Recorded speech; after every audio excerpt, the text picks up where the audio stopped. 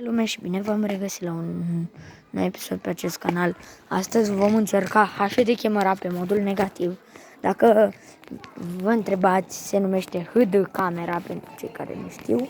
Și de aici, stați așa, de acolo, de la alea 3 cerculețele, vă alegeți modul.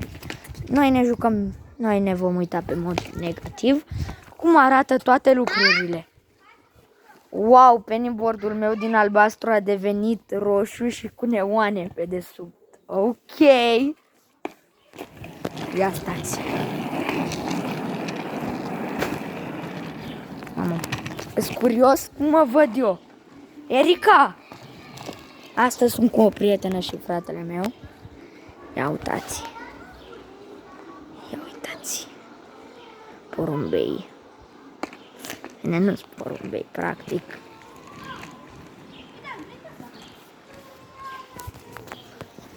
Așa, cam așa arată locul pe modul negativ. Ia, film, deci, îndreaptă camera înspre mine să mă văd, că-s curios.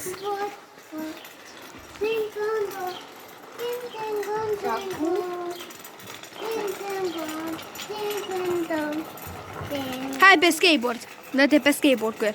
Deci, să te uiți și tu cum arată pennyboard-ul. Uite-te și tu cum arată. Aha, fain.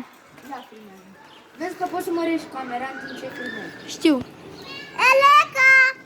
Aleca!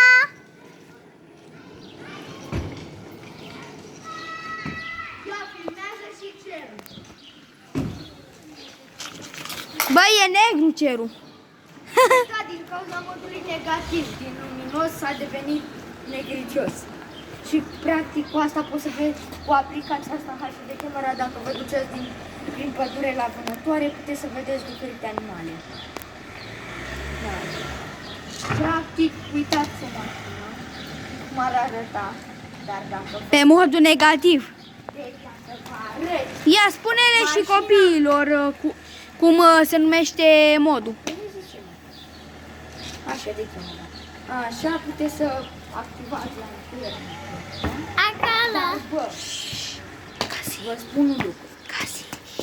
În această vară, așa, Uitați-l pe Casi. în vacanța de vară, voi merge în pădurea Hoiabaciu împreună cu tatăl meu și câțiva prieteni și părinții lor.